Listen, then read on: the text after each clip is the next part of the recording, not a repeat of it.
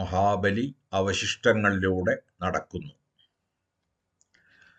ആരുടെ ശിരസ്സുദിച്ചുയരുന്നു സഹ്യനിൽ, ആരുടെ പ്രിയച്ഛായ പേരാറിൽ വീഴുന്നു, ആരുടെ കുളിർശ്വാസമുലയുന്നു തെങ്ങുകളിൽ, ആരുടെ ചവിട്ടടികൾ ചൂടിയൻ മണ്ണിന്റെ രോമകൂപങ്ങളിൽ മുക്കൂറ്റി വിരിയുന്നു, ആരുടെ ദയാനീലമിഴികൾ നെല്ലിപ്പൂക്കളാകുന്നു വയലുകളിൽ, ആറുമാസക്കുലകൾ ആരുടെ ബലിച്ചോരയേറ്റി തുടുക്കുന്നു.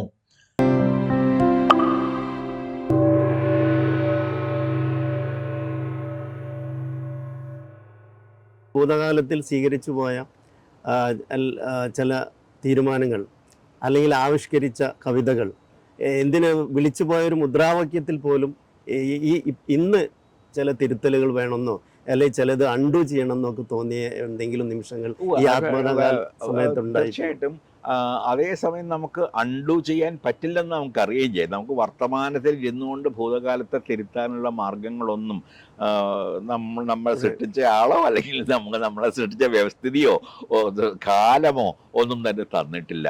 അപ്പോൾ പക്ഷെ അതേ സമയത്ത് നമുക്കത് തിരിഞ്ഞു നോക്കുകയും അത് തെറ്റായിരുന്നു എന്ന് ബോധ്യപ്പെട്ടെങ്കിൽ തെറ്റായിരുന്നു എന്ന് വിളിച്ച് നമുക്ക് കണ്ടെത്തുകയും, മുദ്രാവാക്യങ്ങളുടെ കാര്യം പറഞ്ഞുകൊണ്ടാണ് ചൈനീസ് ചെയർമാൻ നമ്മുടെ ചെയർമാൻ എന്നുള്ള മുദ്രാവാക്യം ഇന്ന് ആലോചിക്കുമ്പോൾ ചിരിയാണ് വരുന്നത്. പലപ്പോഴും OV വിജയൻ്റെ കണ്ണിലൂടെ മാത്രമേ ഇന്ന് അത് അന്ന് ഗൗരവമായി അത് വിളിച്ചിരുന്ന ഒരു വലിയ കൂട്ടം ഇവിടെ ഉണ്ടായിരുന്നു. പക്ഷെ ഇന്ന് തിരിഞ്ഞു നോക്കുമ്പോൾ അതൊരു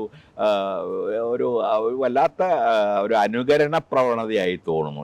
ഇന്ത്യയുടെ ചെയർമാനാകാൻ ചൈനീസ് ചെയർമാൻ ഒരിക്കലും കഴിയുകയില്ല എന്ന ലളിതമായ കാര്യം. അത് ചൈനീസ് കമ്മ്യൂണിസ്റ്റ് പാർട്ടിയാണ് നമ്മുടെ മാതൃക എന്നൊക്കെയായിരുന്നു അതിൻ്റെ അർത്ഥം. പക്ഷേ ആ തരത്തിലുള്ള മുദ്രാവാക്യങ്ങൾ, ആ തരത്തിലുള്ള പ്രവൃത്തികൾ ഒറ്റയ്ക്കൊറ്റയ്ക്ക് മുതലാളിമാരെയോ ദുഷ്ടരെയോ ചൂഷകരെയോ ഒക്കെ കൊന്ന് മോചനം നേടാമെന്ന ഒരുപക്ഷെ നമ്മെ രാവണനിലേക്കുമൊക്കെ കൊണ്ടുപോകാവുന്ന തരത്തിലുള്ള വിശ്വാസങ്ങൾ, കാരണം നമ്മുടെ പുരാണങ്ങളിലൊക്കെ എങ്ങനെ ദുഷ്ടന്മാരെ വധിക്കുകയാണ്. പക്ഷെ ആ രീതിയിലൊന്നും ഇന്ത്യയെ മുഴുവനായിട്ട് മാറ്റാൻ കഴിയുമെന്ന് വിശ്വസിക്കാൻ ഇന്ന് കഴിയുന്നില്ല.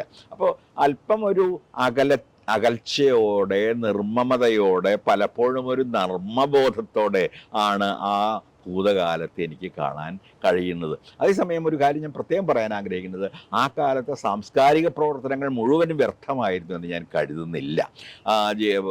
ജീവൽ സാഹിത്യത്തിന് ശേഷം വീണ്ടും നമ്മുടെ സാഹിത്യവും കലകളും ഉണരുന്നു, തിയേറ്റർ ഉണരുന്നു. നമുക്ക് ബേബിയും രാമേന്ദ്ര മൊകേരിയും മധുമാഷും ഒരുപാട് പുതിയ ഒരു തിയേറ്റർ ഉണ്ടായിട്ട് വരുന്നു. പുതിയ രീതിയിലുള്ള കവിതകളും കോളേജുകളിൽ മുഴുവൻ കവിയരങ്ങൾ ഉണ്ടാകുന്നു, പുതിയ മാസികകൾ ഉണ്ടാകുന്നു. അപ്പോൾ ആ കാലത്തെ സാംസ്കാരിക ജാഗ്രതയെ, ഉണർച്ചയെ ഞാൻ ഒരിക്കലും തള്ളിപ്പറയുകയില്ല.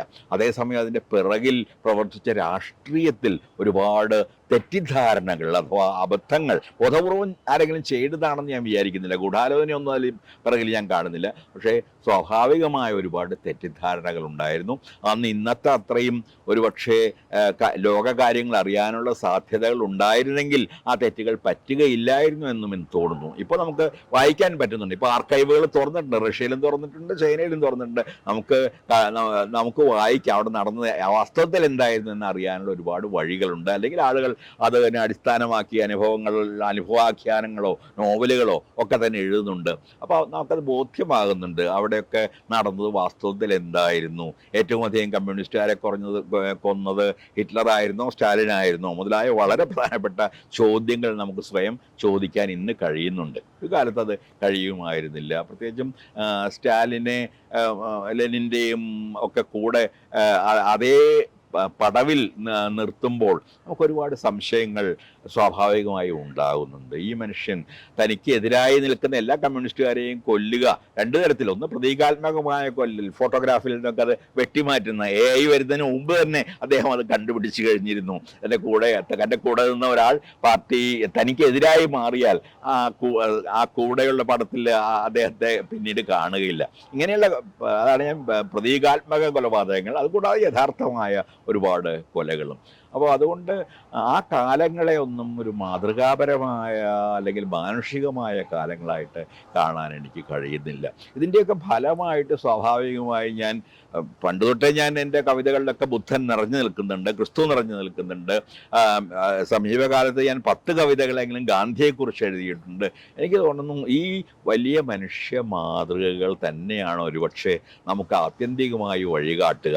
എന്ന് പറഞ്ഞാൽ ഗാന്ധി എന്ന് പറഞ്ഞാൽ ഉടനെ കോൺഗ്രസ് എന്നൊന്നും ആരും ധരിക്കേണ്ടതില്ല. കോൺഗ്രസും ഗാന്ധിയിൽ നിന്ന് അത്ര തന്നെ ആകുന്ന ഒരു പാർട്ടിയാണ്. അപ്പോൾ അതുകൊണ്ടൊരു പാർട്ടി എന്നുള്ള നിലയ്ക്കല്ല, ഈ മനുഷ്യർ ചില മൂല്യങ്ങളിൽ വിശ്വസിക്കുകയും അവയ്ക്ക് വേണ്ടി ജീവിക്കുക മാത്രമല്ല അവയ്ക്ക് വേണ്ടി ക്രിസ്തുവിനെ പോലെ അല്ലെങ്കിൽ ഗാന്ധിയെ പോലെ സ്വയം ബലി കൊടുക്കുകയും ചെയ്ത മനുഷ്യരായിരുന്നു. അപ്പോൾ അവർ കണ്ടെത്തിയ ചില സത്യങ്ങളിൽ ഒരുപക്ഷെ നമുക്ക് വഴി കാണിക്കാവുന്ന ചില വെളിച്ചങ്ങളും ഉണ്ടെന്ന് വരാം. ഇപ്പോൾ അടിമുടി ഒരു രാഷ്ട്രീയ കവിയാണ് കെ സച്ചിദാനന്ദൻ എന്ന് പറഞ്ഞാൽ തെറ്റില്ല എന്നാണ് എൻ്റെ അഭിപ്രായം. ഈ അവസരത്തിൽ ഇപ്പോൾ സമകാലീന ഇന്ത്യൻ കവിത, പ്രത്യേകിച്ച് മലയാള കവിത, എത്രത്തോളം രാഷ്ട്രീയം ഉൾച്ചേർന്നിട്ടുണ്ട് എന്നാണ് മാഷിൻ്റെ അഭിപ്രായം? ഞാൻ ആഗ്രഹിക്കുന്ന അത്ര ഇല്ല. കവികൾ, എഴുത്തുകാർ നിശബ്ദരാണെന്ന് ഞാൻ ഇല്ലെങ്കിലും ഒരു വലിയ വിഭാഗം ഇന്ന് ഉണ്ടാകേണ്ട തീവ്രതയോടുകൂടിയുള്ള പ്രതികരണം കാണിക്കുന്നില്ല എന്നത് ശരിയാണ്. അല്ലെങ്കിൽ ഒരു എഴുത്തുകാരനോ കലാകാരനോ ഉണ്ടാകേണ്ട ഒരു ജാഗ്രതയുണ്ട്. ആ ജാഗ്രതയെ നമുക്ക് എന്ത് വേണമെങ്കിൽ പേരിടാം. രാഷ്ട്രീയ ജാഗ്രതയെന്നോ സാമൂഹ്യ ജാഗ്രതയെന്നോ വെറുതെ സൗന്ദര്യാത്മക ജാഗ്രത എന്ന് പോലും പേരിടാം. കാരണം കല തന്നെ അസാധ്യമാകുന്ന ഒരു കാലമാണ് വരുന്നതെങ്കിൽ അത് സൗന്ദര്യാത്മകം കൂടിയായ ഒരു ജാഗ്രതയാണ്. ആവിഷ്കാരത്തിനുള്ള അവസരങ്ങൾ നിഷേധിക്കപ്പെടുന്ന ഒരു കാലത്തേക്കാണ് നാം നീങ്ങുന്നത്. അതിൻ്റെ അനേകം ഉദാഹരണങ്ങൾ നാം ആദ്യ കാലം മുതൽ കാണുകയും ഉണ്ടായി. അനേകം പണ്ഡിതന്മാരുടെ കൊല, കലാകാരന്മാരുടെ കൊല, സാമൂഹ്യ പ്രവർത്തകരുടെ കൊല. ഞാൻ കാൽബുർഗി മുതൽ ഇങ്ങോട്ടുള്ള ദീർഘചരിത്രമുണ്ട്. കാൽബുർഗിയും പെൻസാരയും ലങ്കേഷും ഒക്കെ ഉൾപ്പെടെയുള്ള ചിലപ്പോൾ യുക്തിവാദികളായിരിക്കാം, ചിലപ്പോൾ ചിന്തകരായിരിക്കാം, ചിലപ്പോൾ കമ്മ്യൂണിസ്റ്റ് സഹയാത്രികരായിരിക്കാം. ആ രീതിയിൽ ഒരുപാട് പേർ നേരിട്ട് കൊല്ലപ്പെട്ടു. മറ്റ് അനേകം പേർ തടവിലാക്കപ്പെട്ടു. കാരണം ഒന്നുമില്ലാതെ ഒരു മുദ്രാവാക്യം വിളിച്ചു എന്നതിൻ്റെ പേരിൽ, അല്ലെങ്കിൽ ഒരു പ്രകടനം നയിച്ചു എന്നതിൻ്റെ പേരിൽ, ഒരു PhD തീസിസിൽ ഇപ്പോൾ നിലവിൽ നിൽക്കുന്ന ഭരണത്തെ ചോദ്യം ചെയ്തു എന്ന പേരിൽ തടവിലാക്കപ്പെട്ട ഒരുപാട് ആളുകളെ നമുക്കറിയാം. എനിക്കറിയാവുന്ന ആളുകൾ അവരിൽ പലരും, ഹനിബാബു എൻ്റെ വിദ്യാർത്ഥിയാണ്, അല്ലെങ്കിൽ ആനന്ദ് തെൽത്തുംഡെ എൻ്റെ സുഹൃത്താണ്. ഇങ്ങനെയുള്ള ആളുകൾ, ഉമർ ഖാലിദ് ഏറ്റവും നല്ല ഒരു PhD തീസിസ് ഞാൻ വായിച്ചത് അതാണ് എന്ന് രാമേന്ദ്ര ഗുഹ പോലും വിളിച്ചു പറഞ്ഞ ഒരു വലിയ ഗവേഷകനാണ്. അപ്പോൾ ആ രീതിയിലുള്ള മനുഷ്യർ നിശബ്ദരാക്കപ്പെടുകയോ അല്ലെങ്കിൽ ചരിത്രത്തിൽ നിന്ന് അവരെ വെട്ടിമാറ്റാനുള്ള ശ്രമങ്ങൾ നടത്തുകയോ അവരെ തടവിൽ ഇട്ട് സ്വാതന്ത്ര്യം നിഷേധിക്കുകയോ ചെയ്യുന്ന ഒരു കാലത്ത് തീർച്ചയായും സ്വാതന്ത്ര്യത്തിന് വേണ്ടി, ജനാധിപത്യത്തിന് വേണ്ടി, പ്രാഥമിക സ്വാതന്ത്ര്യങ്ങൾക്കും ഭരണഘടനയുടെയെങ്കിലും നടത്തിപ്പിനും വേണ്ടി പ്രവർത്തിക്കുക എന്നത് എനിക്ക് തോന്നുന്നു ഏതെങ്കിലും തരത്തിൽ സാമൂഹ്യ ബന്ധമുള്ള, പ്രതിബദ്ധത എന്ന വാക്കൊന്നും ഉപയോഗിക്കുന്നില്ല, ബന്ധമുള്ള എഴുത്തുകാരുടെ ഒരു പ്രാഥമികമായ ചുമതലയാണ്. അത് വേണ്ട പോലെ നിർവഹിക്കപ്പെടുന്നു എന്ന തോന്നൽ എനിക്ക് നിശ്ചയമായി. ഞാൻ നിരന്തരമായി ശബ്ദിച്ചു പോകുന്നുണ്ട്. എല്ലാവർക്കും അറിയാവുന്ന പോലെ സാമൂഹ്യ മാധ്യമങ്ങളിലായാലും ശരി, കവിതകളിലായാലും ശരി, നിരന്തരമായി ശബ്ദിച്ചു പോകുന്ന പോലെയാണ്. ഗുജറാത്തിൽ 2002 കൂട്ടക്കൊല നടന്നപ്പോൾ ആദ്യമായി അവിടെ പോയ 2 എഴുത്തുകാർ, ഞാനും മഹാശ്വരദേവി, ഞങ്ങൾ ഒന്നിച്ച് തന്നെയാണ് പോയത്.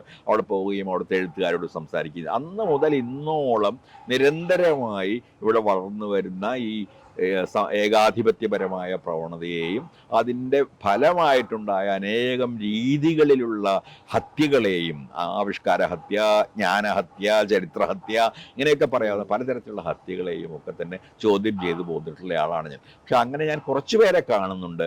പക്ഷേ ഒരു വലിയ വിഭാഗം ഒന്നുകിൽ നിശബ്ദരാണ്, അല്ലെങ്കിൽ അതിൻ്റെ കൂടെ നിൽക്കാൻ പ്രേരിപ്പിക്കപ്പെടുകയോ അല്ലെങ്കിൽ നിൽക്കാൻ തീരുമാനിക്കുകയോ ഒക്കെ ചെയ്ത ആളുകളാണ്. അപ്പോൾ ഞാൻ ആഗ്രഹിക്കുന്ന ഒരു പ്രതികരണം ഉണ്ടായി എന്ന് പറയുക വയ്യ.